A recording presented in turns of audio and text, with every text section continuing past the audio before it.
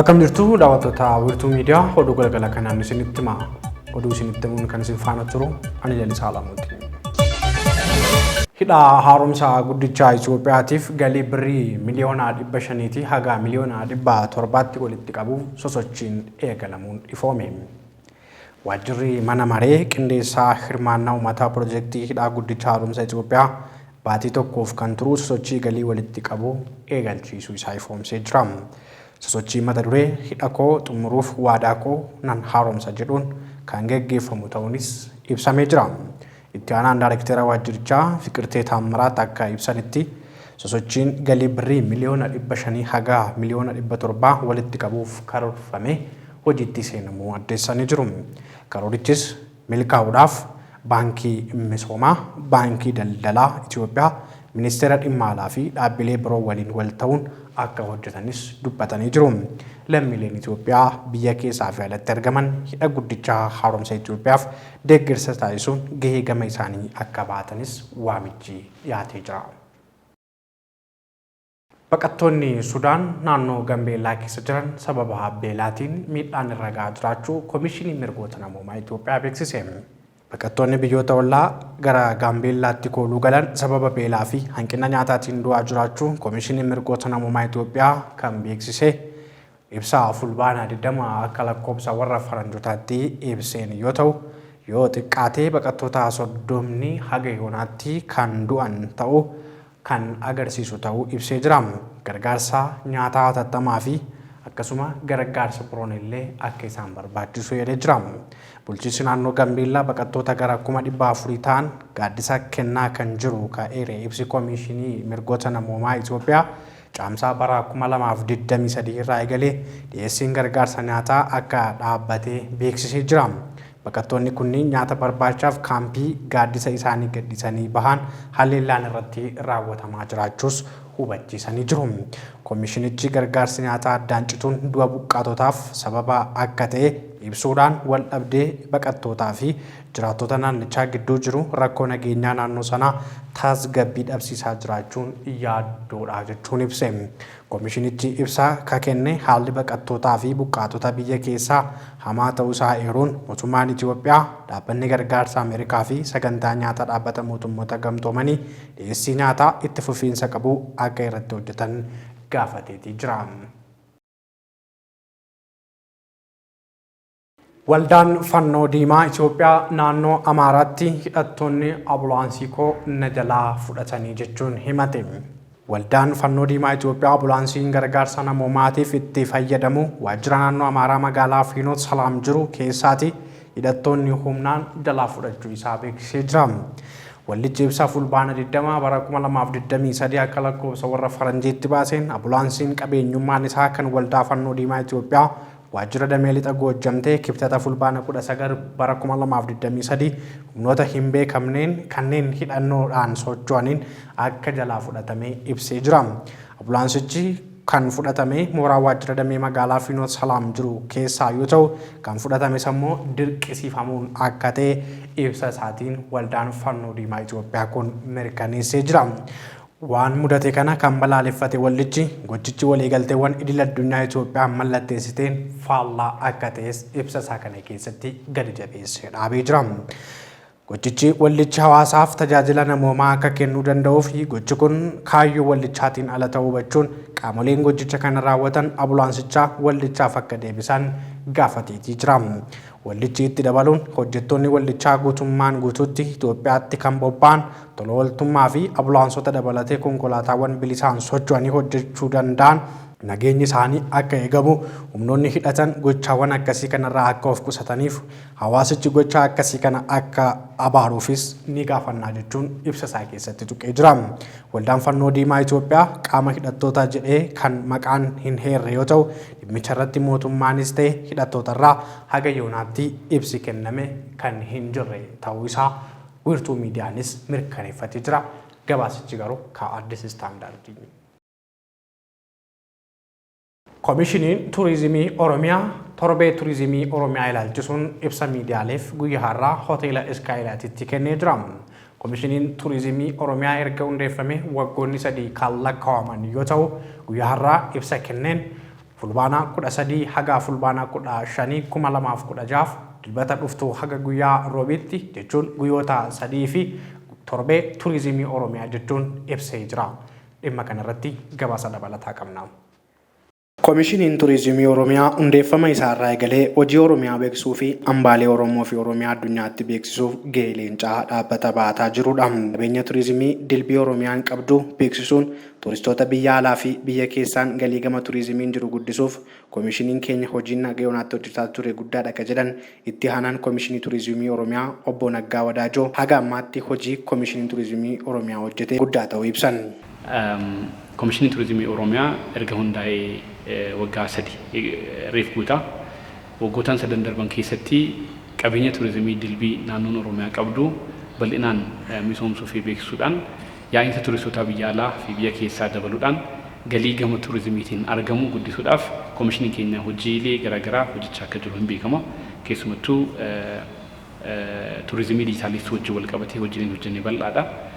Kana wajjin wal qabatee immoo maqaan dhaan kan hin beekamne hawwattoonni turizimii hedduun akka naannoo keenyatti jiran baay'een isaanii sirriitti beekamaa jiru jechaadha. Kanaan alatti immoo pilaatfoormiiwwan gurguddoo waltajjiiwwan gurguddoo idil addunyaa kan diijitaalaas ta'ee kan qaamaan irratti argamuu dandeenyu maratti fayyadamuudhaan Oromiyaa akka gaariitti beeksisaa jirra jechaadha. Kana malees carraa hojii uumuu wajjin wal qabatee turizimiin carraalee inni fidee dhufu mara faayidaa hawaasa keenyaaf faayidaa guddina hawaasa dinagdee naannoo keenyaaf akka toluu danda'utti hojjechaa jira jechaadha. Riiformiin karoora mootummaa waggoota 10 wayita bahu dameen turizimii adda bahuun isaa xiyyeeffannoon seektara turizimii kennamee daran guddaa akka ta'u kan mul'isu ta'us obbo Naggaan ibsanii jiru. Kun immoo akka ta'uuf mootummaan naannoo Oromiyaas ta'ee mootummaan federaalaa turizimii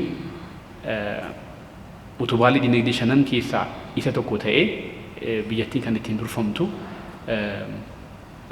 riiformii guddina dinagdee kan waggaa 10 yeroo bahu turizimiin adda bahee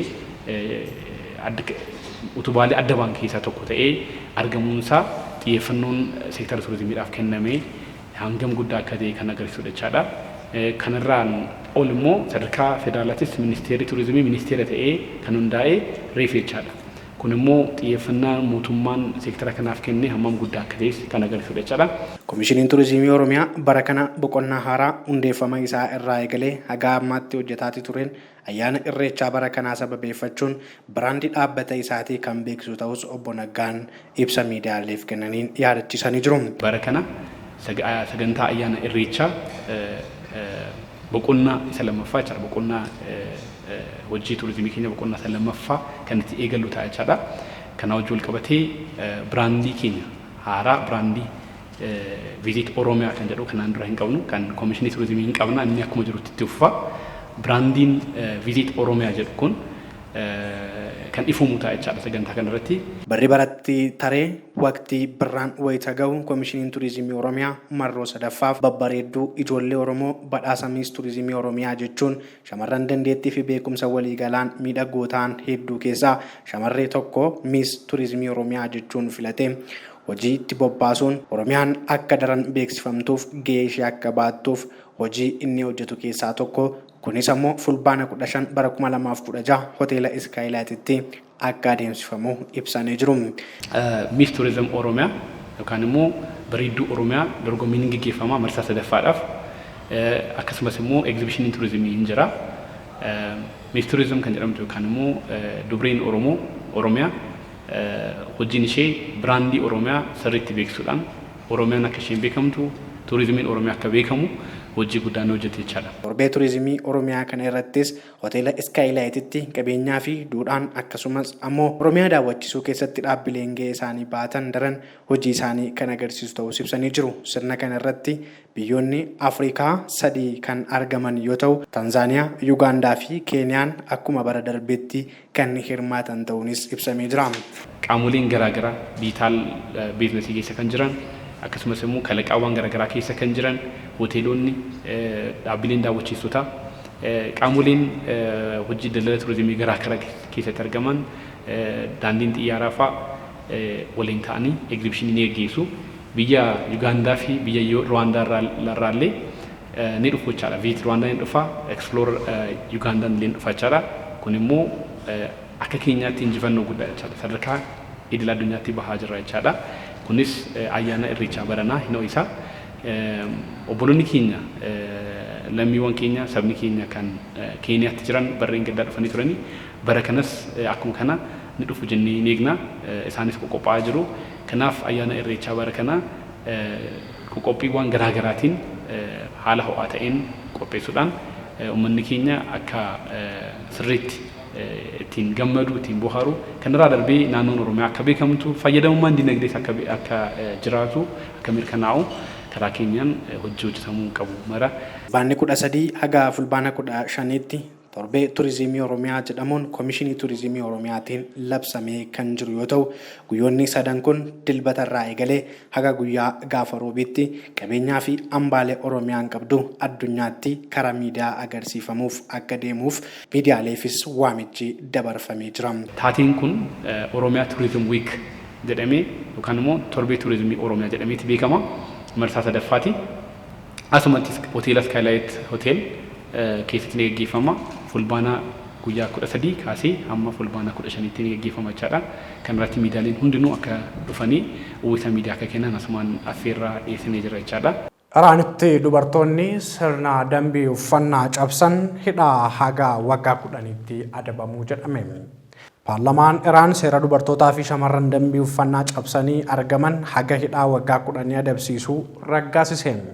Namoonni akkaataa barbaadamuun hin uffanne hanga hidhaa waggaa 10 adabamuu danda'u. To'annoo seeraa jala ooluun yeroo qorannoo waggaa 3 ni eeyyamamaa jechuun Iraan seera haaraa labsite. Akkasis ta'ee hojiirra ooluu fi mana maree olaanaa biyyattii Guardian Council ka jedhamu akka ragga'uu barbaachisuus dubbatamaa jira. Jalqaba ji'a kanaatti ogeessonni mirgoota namoomaa UN 8 ta'an wixineen seeraa kun sirna apartaayidii koorniyaa irratti labsameedha jechuun balaaleffatanii jiru. Seerri kun mirgoota bu'uuraa akka sagantaalee aadaa keessatti hirmaachuu, cunqursaa koorniyaa raga'uu, bilisaan yaada ofii ibsachuu, hiriira nagaa geggeessuu, tajaajila hawaasummaa, barnoota, fayyaa argachuu fi mirga bilisaan socho'uu sarbaa jechuun ogeessonni kunneen qeeqanii jiru.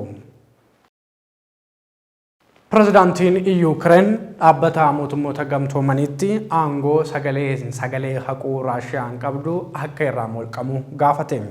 Pirezidaantiin Zeleniksiin yaa'ii dhaabbata mootummoota gamtoomanii 78ffaa irratti hirmaachaa kan jiran yoo ta'u, yaa'ii kanarratti Raashiyaan yakka Yuukireen irratti raawwattu mirga sagalee haquu qabdutti fayyadamteetii jechuun yaada isaanii ibsanii jiru. Kanumaanis ammoo aangoo sagalee haquu qabdu dhaabbanni mootummoota gamtoomanii Raashiyaatirraa akka molquu fi pirezidaantiin Yuukireen Volodymyr Zeleniksiin yaada isaanii ibsatanii jiru. Gama birootiin Poolaand deeggarsa meeshaalee waraanaa Yuukireeniif taasiftu dhaabuu ishees beeksistee jirti. Poolaand deeggarsa meeshaalee waraanaa Yuukireeniif taasiftu dhaabuun nageenya ishee irratti xiyyeeffannoon kan hojjetu ta'uu ministeerri raayyaa ittisa biyyattii Maatiyos Mooraaviikiin ibsanii jiru. Erga waraanni Raashiyaa fi Yuukireen jalqabe haga ammaatti Poolaand godaantota Yuukireen simachuu irraa kaasee deeggarsa meeshaalee waraanaa taasisuu haga yoonaatti Yuukireen cina dhaabbachuu ishee mul'isaa turteetii jirti. Haa ta'uutii malee garuu yaa'ii dhaabbata mootummoota gamtoomanii kana booda asaasileen dhaga'amanii Poolaand deeggarsa meeshaalee waraanaa Yuukireeniif gochaatii turtu akka dhaabdu beeksisteetii jirti.